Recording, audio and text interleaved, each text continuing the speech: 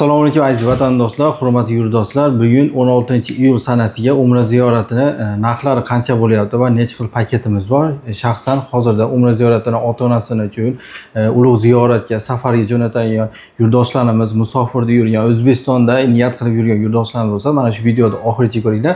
Sababi bugun Hikmat TV rasmiy o'zining bosh ofisiga kelgan. Bu yerdan hozir sizlarga to'liq ma'lumot yetkazib beramiz. Videoni oxirigacha ko'rsanglar, O'zbekistondan chiqib ketib, yana O'zbekistonga qaytib kelgunicha qanday sharoitlar qilib beradi, 14 kunlik safar davomida. Va narxlarni ham hozir to'liq operatorlardan, qordonlarimizdan hammasini sizlarga yetkazib beramiz. O'zimizda bor savolni beramiz, javobini albatta qora akamiz o'zi sizlarga yetkazib beradi. Videoni oxirigacha ko'rib, agarda video davomida sizlarga ma'qul bo'lsa, pastdagi quyidagi nomerlarga aloqaga chiqib, bemalol sizdan talab qilinadi, faqat Zagram pasportni tashlasangiz, joyingiz onlayn yoziladi. Assalomu alaykum, qora aka, yaxshimisiz? Charchamayapsizmi?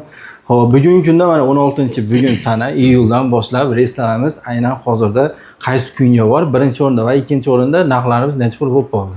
Xo'p, avvalambor assalomu alaykum va rahmatulloh, hurmatli aziz vatandoshlar va bizni kuzatib turuvchi barcha yurtdoshlar. Hozirgi kunda Umraga borishlik vodiylardan reyslarimiz bor. Namangan, Farg'ona va Andijondan bor. Demak, vodiylar uchun imkoniyat va yaratish maqsadida vodiylar reyslarimiz yo'lga qo'yilgan. Har 2 kunda bir reyslarimiz bor. Har 2 kunda Toshkentdan hozirgi kunda har kunlik reyslarimiz bor. Bugun tayyor inson ertagalikka bugun pasportini tashlab videoda orqasidan ko'rib, telefon qilib ertaga chiqib ketsa ham bo'laveradi. Bo'ldi. Bugun ertalab ko'rsangiz ham deyarli reysimiz har kechasi bo'ladi odatda. Bugun 16 bo'lsa, 17 kechasi 3 vaqti bo'ladi Toshkentda. Deyarli kechasi reys bo'lgani uchun kimdir ertalab videoni ko'rsatgan obedda tayyor bo'lsangiz bemalol yoki aeroportda qandaydir muammo bo'lsa, boshqa firmalarda bemalol aloqaga chiqib ketsa ham bo'laveradi. Albatta. Vizalarimiz to'lov usullari qanday bo'ladi? Xo'p, to'lov usullari o'sha bank orqali bo'ladi. Yana xodimlarimizga telefon qilsa, yana qanday holatda to'lov qilishni xohlasa bosh ofisimizga kelib to'lov qilsa ham bo'ladi yoki o'sha bank orqali qilsa ham bo'laradi. Onlayn qilsang ham bo'laveradi. Endi hozirda paketimiz 2-3 xil bo'ladi. Albatta har bir paketning o'zining narxi bo'ladi va sharoiti qanday har xil bo'lsa kerak. Albatta hozirgi kunda paketlarimiz ko'p. Nimagaki bu paketlarda ko'p bo'lishining sababi ham o'sha odamlar, avvalgilar borganlar borib nihoyatda kam joyda ko'rganliklari uchun endi hozir paketlarda qo'shimcha ravishda qilib, ya'ni misol hozir standart paketimiz va maxsus ota-ona paketlarimiz bor. Bu standart paket bilan ota-ona paketining farqi avval borganlar biladi. Bitta borganda 2 marta umra qilishlik, undan tashqari standartda 10 ta ziyoratga boriladigan bo'lsa, maxsus ota-ona paketiga 30 ga yaqin ziyorat qilishlik kiritilgan qo'shimcha tariqasida. Albatta. Endi bormagan inson yoki oldin borganlar bu aynan oldin standartga borgan bo'lsa, bu safar endi ota-ona paketida ozroq qimmat bo'lsa ham bo'lsa, oldin ya'ni o'zida armon bo'lib qolgan joylarga kirishlikga imtiyoz beriladi. Kirib ziyorat qilib kelishlik uchun. Madina sayohatimiz, Makka mukarrama sayohatimiz birinchi qayerdan boshlanadi? Ziyorat davomida 50 boshi, mimosh xizmatlar qanday ko'rsatiladi? Xo'p, hozirgi kunda o'sha aeroportlarda kutib olinadi, 50 yoshlarimiz kutib olib, o'sha joydan 14 kun mobaynida o'zi birga borib, birga ibodat qilib, birga yurib, yana orqaga O'zbekistonga birga qaytadi 14 kun mobaynida. Xo'p, endi Madina Munavvaradan ziyoratlarimiz boshlanadi. Standart paketlarimizda Madina Munavvarada Qubo masjidi, Xurmo bog'i, Uhud tog'lariga olib borib ziyoratlar qildiriladi, albatta 50 yosh boshchiligida. Undan tashqari Makka mukarramada ham xuddi shunday Arafotga olib chiqadi, Muzdalifa, Mino, Jamarot, Jabalun Nur, Jabalus Savr va qaytishdan oldin albatta Qizil dengizga ham qo'shimchalari bor. Albatta Qizil dengizga ham olib boriladi. Sayohat davomida olib borib kelinadi. Endi Madina Munavvarada doimgidek o'sha 2 mahal ovqat bo'ladi. Madina Munavvaradagi ovqatlarimiz o'zbek milliy taomlari 2 mahal o'zbek bo'ladi. Makka mukarramada 3 mahal o'zbek milliy taomlari bo'ladi. Endi hammamiz bilamiz, Madina Munavvarada eng uzog'i ham 300 metr bo'ladi. 50 metrdan boshlanib, eng uzog'i ham qiynalgan joyda 300 metr bo'ladi. Endi bizga asosiy Makka mukarramada mehmonxona masofasi qiziq.